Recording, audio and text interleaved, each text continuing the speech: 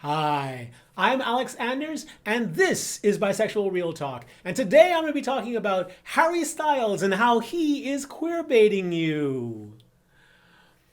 But before I get to that, I will mention that today's video is sponsored by my latest MMF Bisexual Romance audiobook. And if you stick around to the end of the video, you'll be able to listen to the sample of it. Also, I'll be telling you how, if you've never heard a bisexual romance audiobook before, how you can get this book for free. It's an hour long and it's super sexy, and it'll give you a full idea of what these are like to see whether or not you like them or not. But more about that at the end of the video. Until then, let's talk about Harry Styles.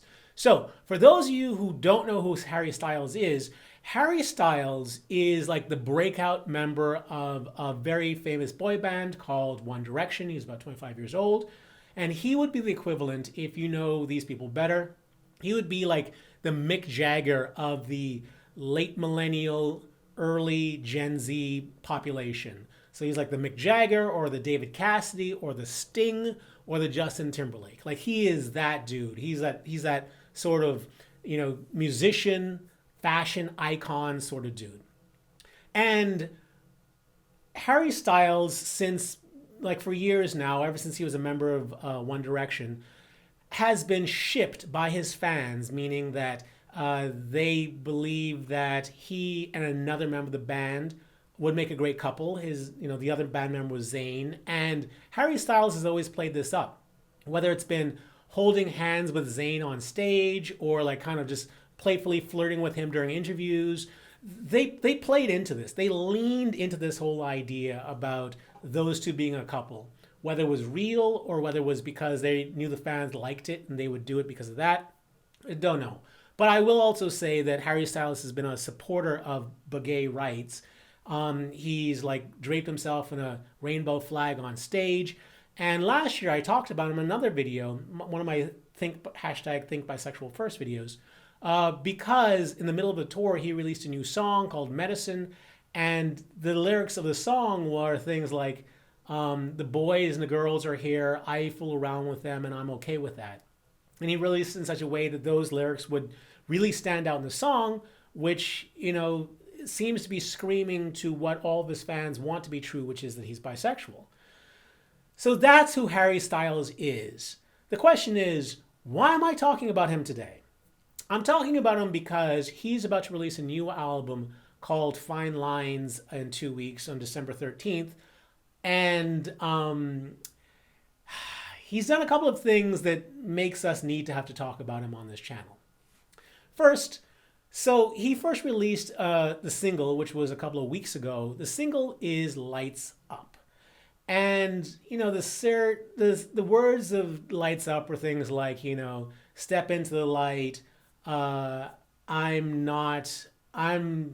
just things that kind of just talk about how you should get out there and step into the light. And when you listen to the song on its own, it's like, okay, well, this is just another song about, taking control sort of thing, and not being shy about who you are and claiming it and stuff like that, and which is, a pretty basic theme for a lot of pop songs, especially one aimed to younger people. So yeah, that's nothing, right? And I would not be talking about it if it was just because of that Lights Up song. However, right after he released a song, he also released a video. And the video, wow, the video. So the video includes Harry Styles, shirtless, kind of in a kind of rhythmic sort of orgy-looking thing, where they're all standing, but he's surrounded by other shirtless and, just bra-wearing bodies, and they're all rubbing up against him, and they're all touching him, and they're putting their face on his body and stuff like that. But it's not just women who are doing it. It also includes men who are caressing his chest, who are pressing their cheek up against him. And at one point, he rests his head on a shirtless guy's shoulder. I mean, it's pretty in your face, the whole bisexual aspect of this video. So then if you look at the video, if you look at the lyrics with context of the video, step into the light, that kind of now sounds like step out of the closet, which is dark, and into the light, when you put in the context of all the things that he's done and all the things that he's said, this starts to sound like a coming out video, like a coming out song, like an anthem for coming out and the reason for coming out and all that stuff. Which is ironic considering the fact that, you know, if he is bisexual, he hasn't come out. And if that were just the case, if he were just releasing this song and this video, I still might not be talking about it. But I am talking about it, and I'm talking about in relation to queerbaiting. And why is that? Okay, so I'm going to start out by first talking about Halsey. Halsey, for those you don't know, is another singer of this generation, same as Harry Styles. But Halsey is openly bisexual. She's been openly bisexual for a while. Halsey is releasing an album also. Hers is coming out in January of 2020. And this is her album cover. For those of you listening to the podcast, it's a picture of Halsey, like just her face, and it's kind of plastered with pinks and purples and blues, which makes sense because she is, you know, to some, a bisexual icon. And her album cover uses those bisexual colors to kind of hint to all those people who are bisexual and know what the bisexual flag is, you know, to support her. So that's what her album cover looks like. Now let's talk about Harry Styles' album cover. Harry Styles is releasing Fine Lines on December 13th. And this is his album cover. Now, for those of you listening to this, I'll describe it for you. Harry Styles is wearing white pants and a pinkish purple shirt, and he's standing in front of a background which is light blue, pink, well, light blue and pink. So what we have here for Harry Styles' album cover is pink, purple, and blue. And what is that? Those are the colors of the bisexual flag. Yeah. Let's talk about this. Let me share with you first the definition of queerbaiting. And I pulled this from Wikipedia, and I think it's a great definition. I think it's well said. So Wikipedia says that queerbaiting is a marketing technique for fiction and entertainment in which creators hint at, but then not actually depict same-sex attraction or romance. They do so to bait a queer audience with the suggestion of relationships that appeal to them, while at the same time attempting to avoid alienating other consumers. That is what queerbaiting is. It's a marketing technique where creators hint to, but don't actually depict same-sex relationships. So the question is Harry Styles queerbaiting you? Well, Harry Styles is definitely using bisexual imagery. He is definitely, like, the idea of him like being writhed, like being pushed up by naked bodies, both male and female. That's certainly imagery that is very bisexual. But I think more so than that, because I like to give artists kind of leeway because they could be depicting their own experiences. I allow them to depict whatever they want to depict in terms of self-expression. That's all that. The question is his marketing technique one that is queerbaiting? And out of all things I've mentioned, the only thing that's really marketing is his album cover. So is his album cover a technique where they are hinting towards same-sex attraction, but not actually depicting?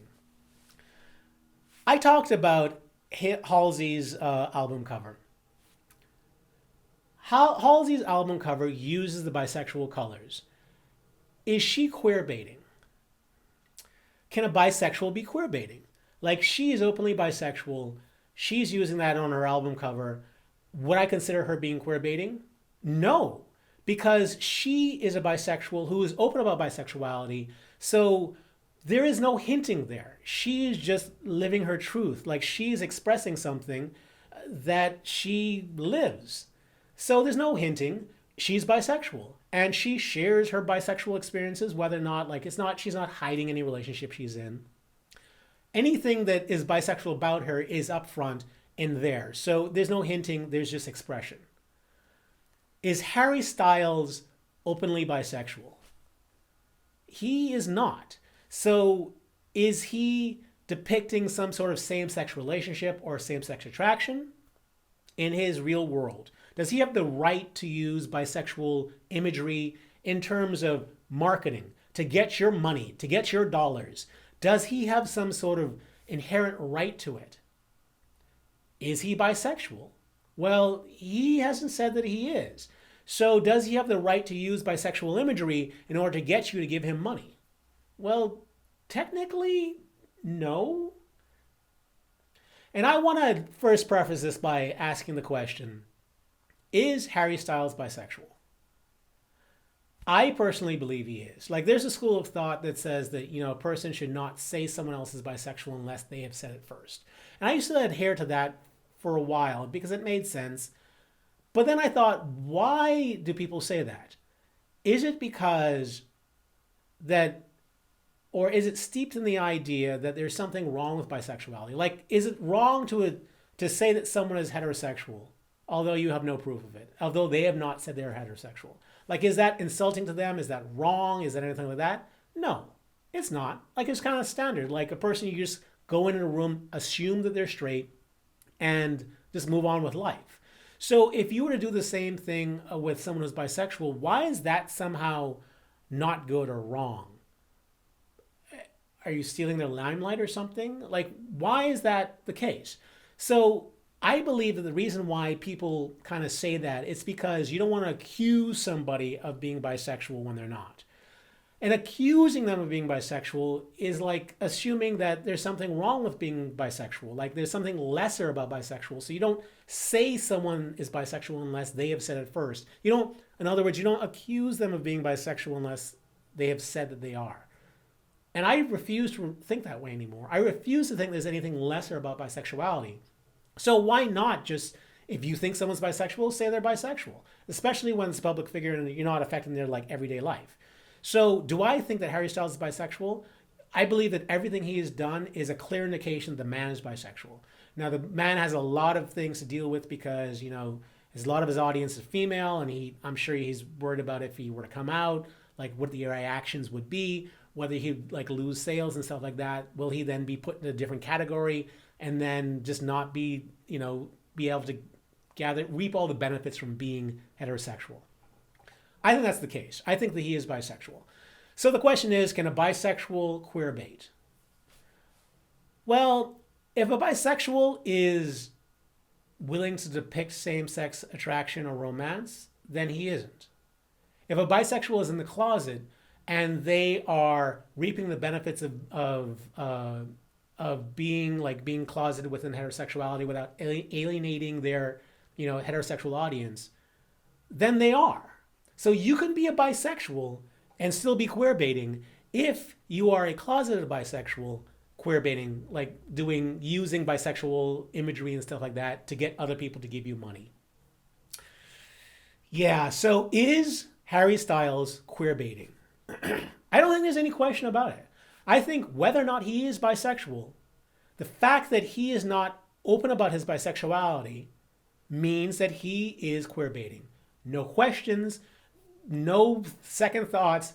Harry Styles is queerbaiting you.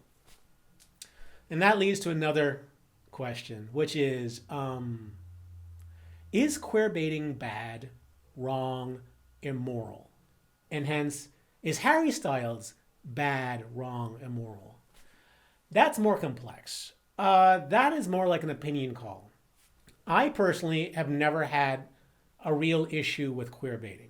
And I think the reason why I've never had an issue with that is because I am bisexual and a mostly straight bisexual.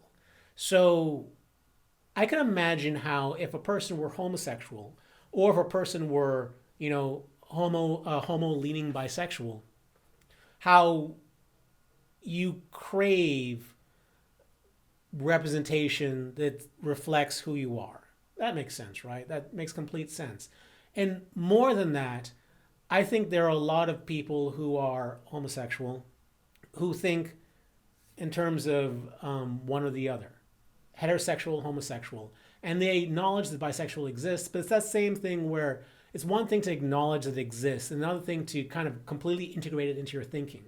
So if a person, like a character on a TV show or a movie, is kind of hinting that they might have an attraction to some other person, but it never gets kind of shown, a person who is homosexual might be thinking, okay, so if that character isn't expressing their homosexuality, then clearly they're heterosexual. Whereas a person who, like myself, who is bisexual and more heterosexual leaning, then I would look at that and think, well, that character is just expressing more closer to what my reality is, at least when I was closeted, which is I have an attraction towards, and there might be energy between these two characters or energy between myself and someone else, but I'll never act on it because of my hesitation.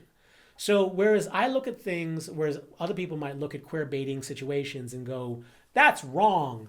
I look at the queer baiting situation going, yeah, but is that just accurately reflecting my personal experiences as a bisexual? So I've never really had a problem with queer baiting so much, partially because I don't put a lot of stock in homosexual, representation. That doesn't mean much to me. Only thing I care about is bisexual representation, and that will have expressions of attractions towards multiple genders, and it doesn't have to be a full-on, relationship between the same-sex things. So if you ask me, is queer baiting wrong or immoral or bad in some way? My answer is no. And I completely understand how other people could have a different view on that. But for me, queer baiting is kind of a representation of bisexuality. Now, is the type of queer baiting that Harry Styles doing, where he is making his album the color of the bisexual flag and then using it to get people to give them money? Is that wrong? Is that bad? That's a little more questionable. I kind of give him a pass, just me, because I think that he's bisexual. I'm super confident my BiDAR is way off on him or way signaling on him. He is bisexual. There's no question in my mind that he is bisexual, and he is navigating the world of bisexuality for a pop star in this era, and he is doing more than other bisexuals who are famous are doing. So I give him a pass simply because of that. But if you have a problem with people who queer bait, then you have to have a problem with what Harry Styles is doing. Simple as that.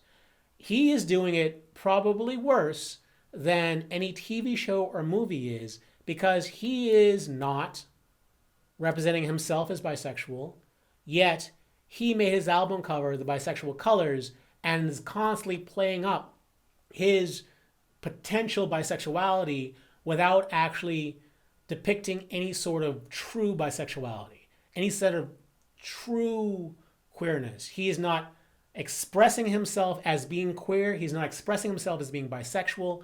He's not doing any of that. So he is just reaping the rewards of it because, keep in mind, he's not a member of Generation X or Generation Y or Millennials. He is I guess he is technically, he's on that cusp. But his audience is, vast majority of them are Generation Z. And there's a certain reward that comes with dealing with, dancing with your sexuality and dancing with your gender expression to Generation Z. So yeah, if you have a problem with queer baiting, then you have to have a problem with what Harry Styles is doing. Do I? Not so much, because I don't identify as queer. Queer is not my thing. I don't have like a strong attachment to the word or the concept or the community or anything like that. So I don't have a problem with it. Question is, do you?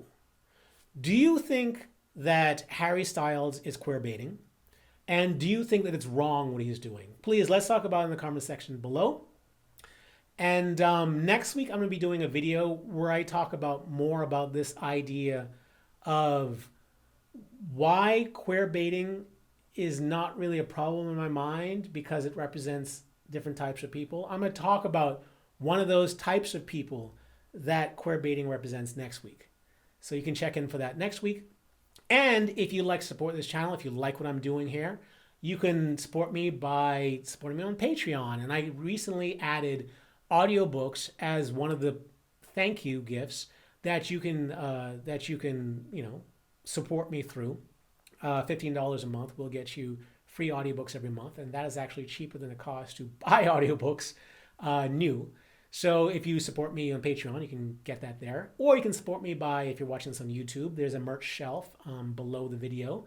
If you want to get your bisexual visibility merchandise, you can get it through me, or you can get it through a link in the description.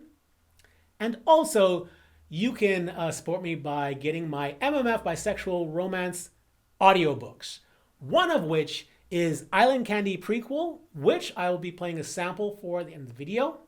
But if you would like to get the full Island Candy Prequel audiobook for free, you can do that by following one of the links in the description where you can sign up for my newsletter. And when signing up, you will get access to the full book, which is 1 hour and 3 minutes long. So it's like a full story and it has some steamy stuff in it. It's a great representation of what MMF Bisexual Romance is, a great representation of my storytelling style, and you can check it out for free just to find out, whether or not you like it. And while I'm doing it, you'll be put onto my mailing list. You'll find out all the things that's going on right now in terms of when I have new releases and just the things going on in my life, because I release newsletters like every week or two or so, or whenever I have like a cool project going on. So please, that stuff is in the description. And now here is a sample of my latest MMF Bisexual Romance audiobook, Island Candy Prequel. Until the next time we talk, stay cooler, my bisexual friends. Stay cooler. Bye. And now a sample of Island Candy Prequel, an MMF Bisexual Romance by me, Alex Anders. The vegetation was distinct from anything he had seen in the United States.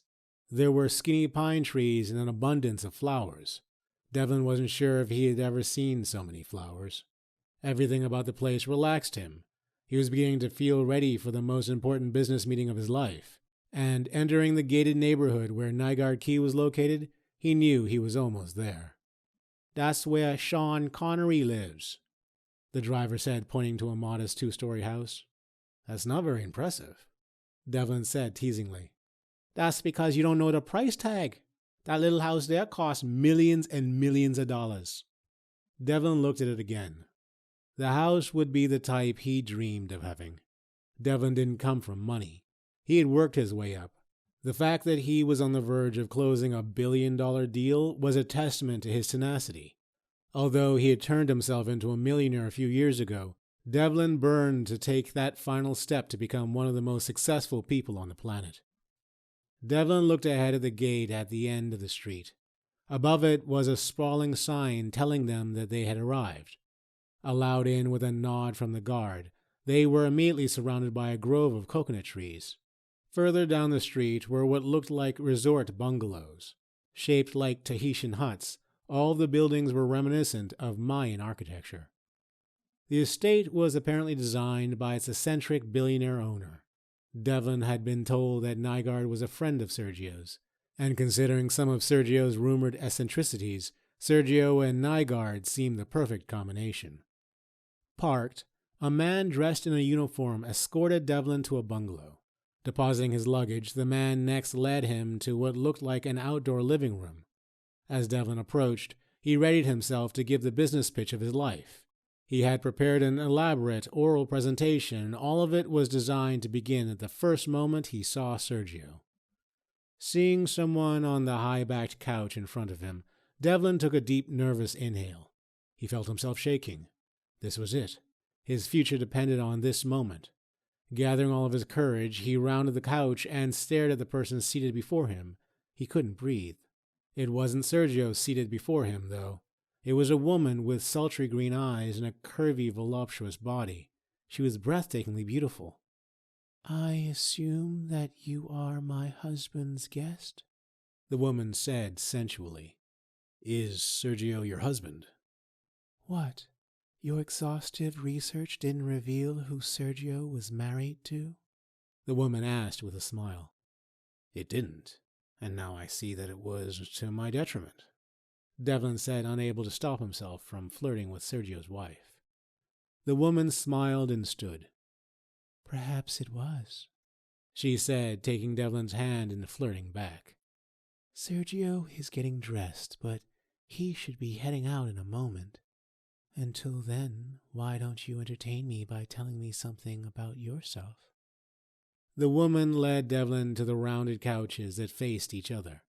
Instructing him to sit on one end, she let go of his hand and sat an arm's length away. Devlin didn't know what to make of her, but he couldn't deny that he found her incredibly seductive. You want me to entertain you? Devlin asked, amused. Isn't that why you're here? To put on some type of dog and pony show for me and my husband? She said with disguised venom. Am I? That's news to me. I thought I was here to make your husband a very rich man.